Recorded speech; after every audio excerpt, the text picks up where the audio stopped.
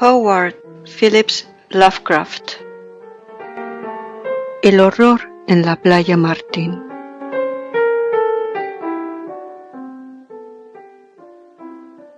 Nunca escuché una explicación convincente y adecuada del horror de la playa Martin.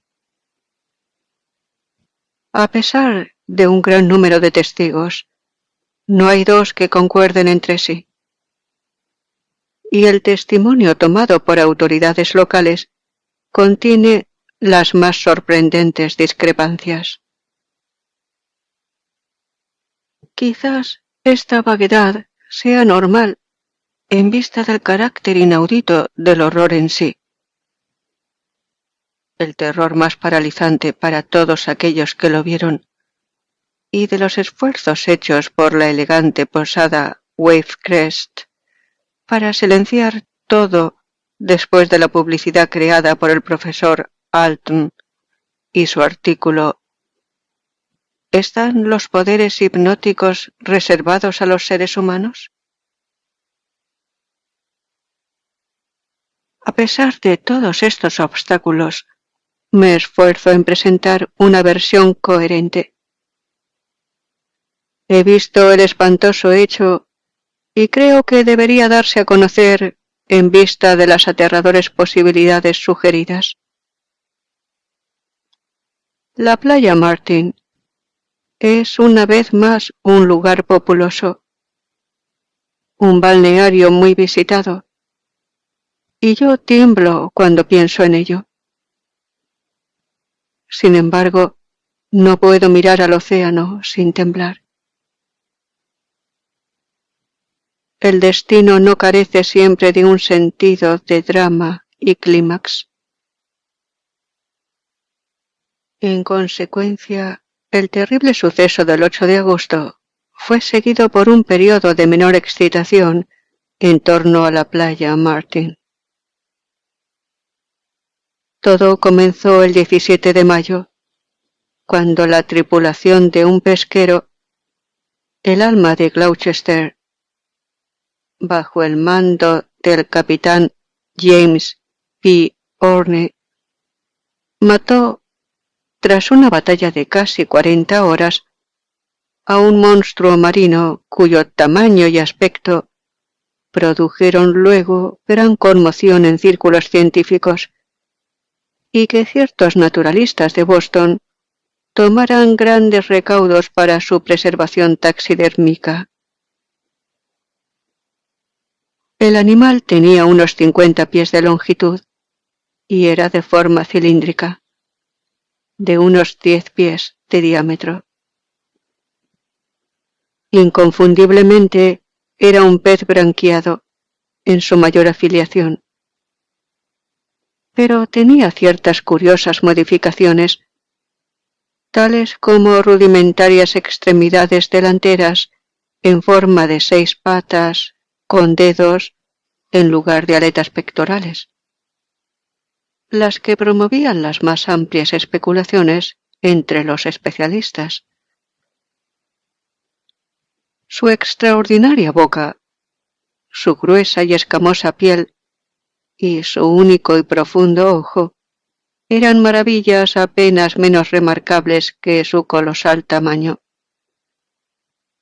Y cuando los naturalistas se pronunciaron diciendo que era una criatura recién nacida, de pocos días de vida, el interés del público tomó dimensiones extraordinarias. El capitán Horne, con astucia yanqui, obtuvo un buque lo suficientemente grande como para albergar al monstruo en su bodega y arreglar allí la exhibición del trofeo. Aplicando una cuidada carpintería, logró montar un excelente museo marino y zarpó hacia el sur, hacia el lujoso distrito marino de la playa Martin. Una vez que ancló en el muelle del hotel, se dedicó a recaudar onerosas cuotas de admisión. La intrínseca prodigiosidad de la bestia y la importancia biológica para muchos turistas científicos se combinaron para convertirse en la sensación de la temporada. Era absolutamente único. Único a niveles de revolución científica. Eso estaba bien comprendido. Los naturalistas habían demostrado que este ejemplar difería radicalmente de un inmenso animal pescado en las costas de la Florida. Este, siendo obviamente un habitante de profundidades increíbles, quizás de miles de pies, poseía un cerebro y unos órganos que indicaban una vasta evolución, algo totalmente fuera de lo hasta ahora relacionado con la tribu piscícola. La mañana del 20 de julio, la atención del público se centró en la pérdida del buque y su extraño tesoro.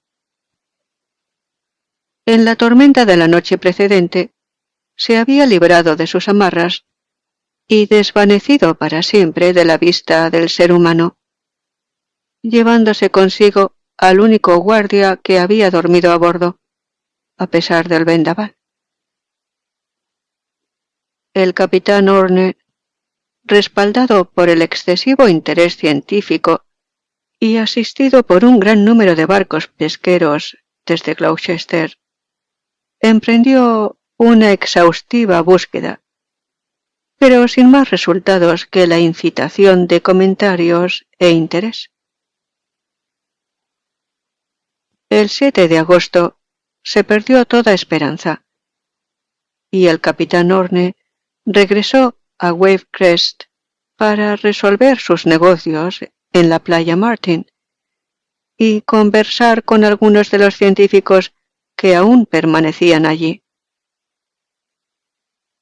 El horror se desató el 8 de agosto. Fue en la penumbra cuando las grises gaviotas sobrevolaban cerca de la costa y la luna comenzaba a resplandecer sobre las aguas. La escena es importante de recordar, puesto que cada impresión cuenta.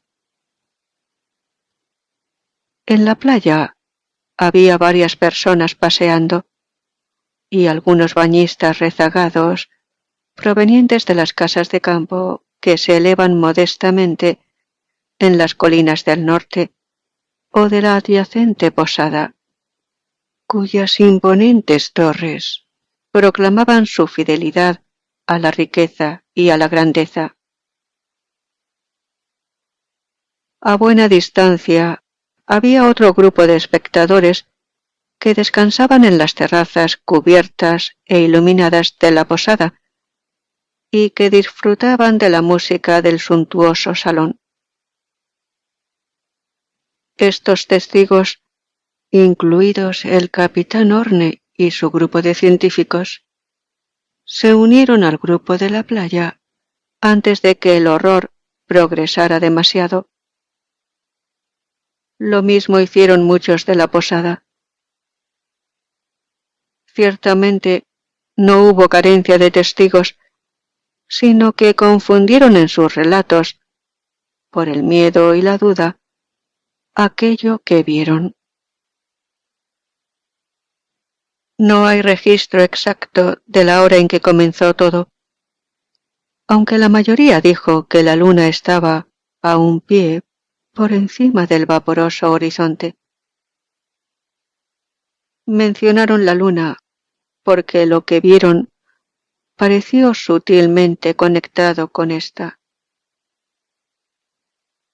Era una especie de furtiva y deliberada onda que parecía venir desde la lejana línea del horizonte a través de una trémula senda, difusa por los reflejos de la luna, y que pareció atenuarse antes de llegar a la costa. Muchos no se dieron cuenta de esta onda hasta que la recordaron por los siguientes eventos. Pero pareció haber sido muy marcada, diferenciada en altura y movimiento de las olas contiguas. Algunos la vieron como sutil y calculada, y, como si se extinguiera taimadamente por los remotos arrecifes negros, de pronto un grito de muerte centelló desde el agua salada. Un grito de angustia y desesperanza que inmediatamente movió la piedad de todos aquellos que lo escucharon. Los primeros en responder fueron los dos salvavidas de turno, robustos hombres en atavío de baño, con su oficio proclamado en letras rojas a través de sus pechos. Acostumbrados al trabajo de rescate y a los gritos de los que corren peligro de ahogarse, no pudieron hallar nada familiar en las ululaciones de ultratumba. Pero sus sentidos del deber les hicieron ignorar este detalle y procedieron a seguir el curso usual del trabajo. Apresuradamente tomaron un cojinete inflado con aire, aferrado a una bobina de soga. Uno de ellos corrió a través de la costa hasta la escena en donde ya se había apiñado la multitud. Desde ahí lanzó el objeto, luego de girarlo varias veces para ganar velocidad, en dirección hacia donde había venido el sonido. Luego que el cojinete desapareció entre las olas, el gentío curioso aguardó para ver a aquel cuyo dolor había sido tan grande, impacientes de que el salvavidas lo condujera de nuevo a la playa. Pero pronto quedó claro que el rescate no sería rápido. Por más que los dos salvavidas tiraban de la soga, no podían mover aquel objeto que estaba al otro extremo. En cambio, notaron que algo hacía fuerza, igual y aún mayor, en la dirección opuesta. En cierto momento, ambos salvavidas fueron arrastrados de sus posiciones hacia el agua por la extraña fuerza. Uno de ellos, recobrándose al instante, clamó por ayuda a la multitud en la playa, en donde se hallaba la bobina con el remanente de la soga. Al siguiente instante, los hombres más forzudos, entre los que se contaban el capitán Horne en primer lugar, comenzaron a pujar junto con los salvavidas. Más de una docena de rudas manos estaban ahora remolcando desesperadamente la gruesa cuerda. Cuanto más fuerte bregaban, la extraña fuerza igualaba el esfuerzo al otro extremo, y debido a que en ningún momento se relajaba, la cuerda se volvió rígida como el acero. Los pujadores, al igual que los espectadores, por su curiosidad, se vieron consumidos por la naturaleza de esta fuerza marina.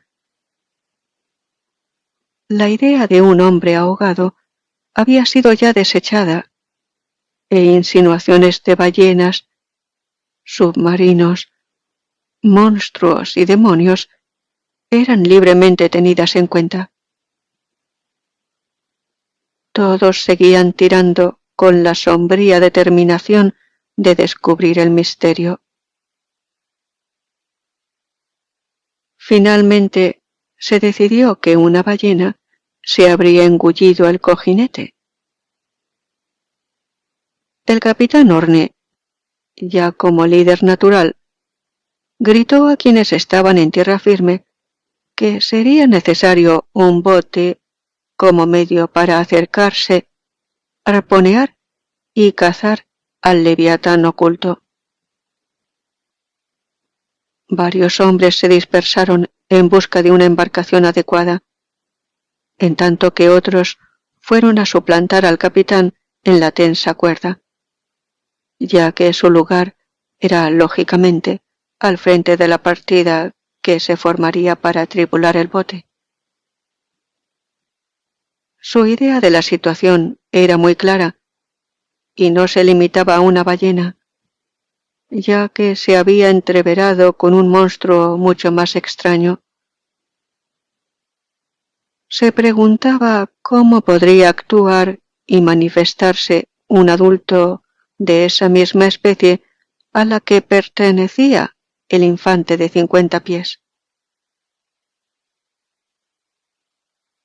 Entonces, con espantosa brusquedad, todos comprendieron el hecho crucial que mutó el marco de maravilla y sorpresa reinante hasta ese momento en uno de horror. Y el grupo de trabajadores y testigos se vieron presa del pánico. El capitán Horne, dejando su lugar en la soga, se dio cuenta de que no podía quitar las manos de su lugar, que estaban adheridas con inenarrable fuerza, y en un segundo comprendió que era incapaz de retirarse de la cuerda. Su apuro fue adivinado instantáneamente por los demás, y cada uno probó su propia situación, llegando a la conclusión de que todos estaban en una misma condición. El hecho no podía ser negado. Cada uno de los hombres estaba irresistiblemente retenido a la línea de cáñamo que lenta, horrible e implacablemente los empujaba hacia el mar. Un horror mudo se sucedió, un horror durante el cual los espectadores quedaron petrificados, sumidos en la inmovilidad y el caos mental. Su completa desmoralización se reflejó en las conflictivas narraciones que proporcionaron luego y las pusilánimes excusas que ofrecieron por sus aparentes inacciones. Yo fui uno de ellos. Lo sé. Todos los que pujaban, luego de una serie de frenéticos gritos y fútiles quejidos, sucumbieron a la paralizante influencia y guardaron silencio frente a tan desconocidos poderes. Estaban bajo la luz de la luna, pujando ciegamente contra una espectral condenación e inclinándose monótonamente hacia atrás y hacia adelante, a medida que el agua trepaba primero a sus rodillas, luego a sus caderas. La luna se ocultó parcialmente tras una nube, y en la penumbra la línea de hombres semejaba algún siniestro y gigantesco 100 pies, retorciéndose en garras de una muerte terrible. La cuerda se volvía cada vez más dura a medida que la puja entre ambos extremos se incrementaba. Las olas iban ocupando cada vez más terreno a la playa, avanzando lentamente, hasta que las arenas, pobladas tardíamente por niños risueños y amantes susurrantes, eran engullidas por la inexorable marea. La manada de espectadores, atacados por el pánico, iba retrocediendo a medida que el agua le empantanaba los pies, mientras la aterrorizada línea de contendientes seguía ondulando, con medio cuerpo sumergido, y ahora a considerable distancia de su audiencia. El silencio era completo. La multitud, habiendo logrado una desordenada retirada más allá del alcance de la marea, observaba con muda fascinación. Sin poder brindar una palabra de advertencia o de ánimo, mucho menos intentar alguna clase de auxilio. Había en el aire un pavor pesadillesco de mal inminente, algo que nunca antes se había visto. Los minutos parecían alargarse en horas. Aún la serpiente humana de torsos ondulantes se podía ver por encima del mar. Ondulaba rítmicamente, lenta y horriblemente, con la garantía de la muerte. Espesas nubes ocultaron nuevamente la luna y la luz que iluminaba el agua desapareció. La línea de cabeza serpenteante ya ondulaba muy débilmente. De vez en cuando se veía algún rostro lívido, fulgurando pálido en la oscuridad. Las nubes se acumularon hasta que de sus interiores surgieron afiladas lenguas de fuego. Los truenos surgieron, suaves al principio, luego incrementándose hasta llegar a una ensordecedora y demente intensidad. Entonces sobrevino uno culminante que pareció reverberar tierra y mar, tras el cual se desató un aguacero de tal violencia que pareció que se hubieran abierto de par en par las compuertas del cielo. Los testigos actuaron instintivamente, a pesar de la ausencia de conciencia y pensamiento coherente, y se retiraron hacia la loma sobre la que se elevaba la terraza de la posada. Los rumores habían llegado a los turistas del interior, así que los refugiados se encontraron con que las demás personas estaban tan aterrorizadas como ellos mismos. Creo que se vociferaron algunas palabras de terror, pero no puedo asegurarlo. Varios de los que estaban en la posada se habían retirado paranoicos a sus cuartos. Otros se quedaron para observar la línea de cabezas meneantes que aún se veía por encima de las ascendientes olas, cada vez que un relámpago iluminaba la playa. Recuerdo haber pensado en esas cabezas y los desorbitados ojos que contendrían. Ojos que podían reflejar bien todo el pánico, el terror y el delirio de un universo maligno. Todas las culpas, pecados, miserias, esperanzas perdidas y deseos no satisfechos, miedo, repugnancia y angustia de las edades desde el principio de los tiempos. Ojos iluminados con todos los dolores espirituales de los eternamente ígneos infiernos.